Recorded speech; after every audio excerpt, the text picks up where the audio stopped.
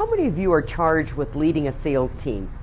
And in your leadership role, how many of you have ever experienced frustration in trying to transfer the skills that made you a top producer and actually got you promoted to sales manager?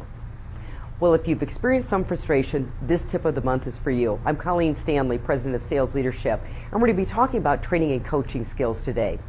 Now, a lot of times when you take a look at a sales manager, you do look at what the hard selling skills, the hard sales management skills associated with that position.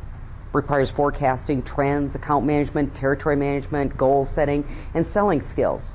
However, sometimes what's missed or overlooked are the soft skills that are needed to train and coach a sales team well. Let's talk about a couple of them today. The first one is emotional self-awareness. And people that possess self-awareness, sales managers, are aware of how their actions, inactions, attitudes, and skills, behavior affect other people. Case in point, a sales manager often coaches their team, preaches to their team and says, you know what, when you're running meetings, you better have a purpose or objective. You better show up on time. And oh, by the way, make sure you've got action steps. However, a lot of sales managers lack self-awareness and don't realize that their sales team actually watches what they do more than they listen to what they say. And sometimes what they're doing is not modeling appropriate behavior. For example, Monday morning sales meeting.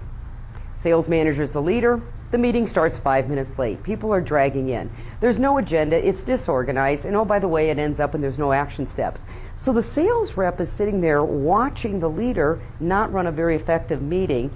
And generally what they're going to do is model the behavior of the leader. That's just one area that self-awareness plays into effective leadership. Make sure that what you're saying and doing is congruent. Now, the second area that we see a lot is delayed gratification. And some trainers and coaches possess these skills, others do not. Tom Landry, the famous coach for the Dallas Cowboys, I believe possessed delayed gratification. And I'm going to read you a quote which will kick off this part of the tip.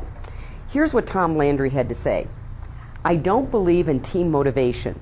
I believe in getting a team prepared so it knows it will have the necessary confidence when it steps on a field and be prepared to play a good game. Now, how does this tie into delayed gratification? Preparation. When you take a look at an athletic coach, they possess delayed gratification, which means you are willing to put in the work before you get the reward. Athletic teams practice more than they perform. And I'm guessing a coach like Tom Landry had to get a little tired of running the same plays over and over and over. Tom Landry knows something that most good coaches know, that perfect practice ensures perfect execution. So here's what sometimes happens in the sales world.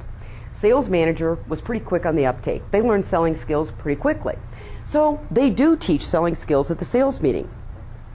Unfortunately, they teach the skill once and expect their team to know it and master it. They don't repeat it, run drill skills, role plays, case studies, really test to see if they can execute perfectly. And unfortunately what happens is the sales rep does end up practicing in front of their prospects. So as a sales manager, are you an instant gratification sales manager where you're not putting in the the work of training and coaching your team? Because if you're instant gratification, there's a good chance that your team is not prepared to run their sales calls. They're not having the confidence that Tom Landry talked about.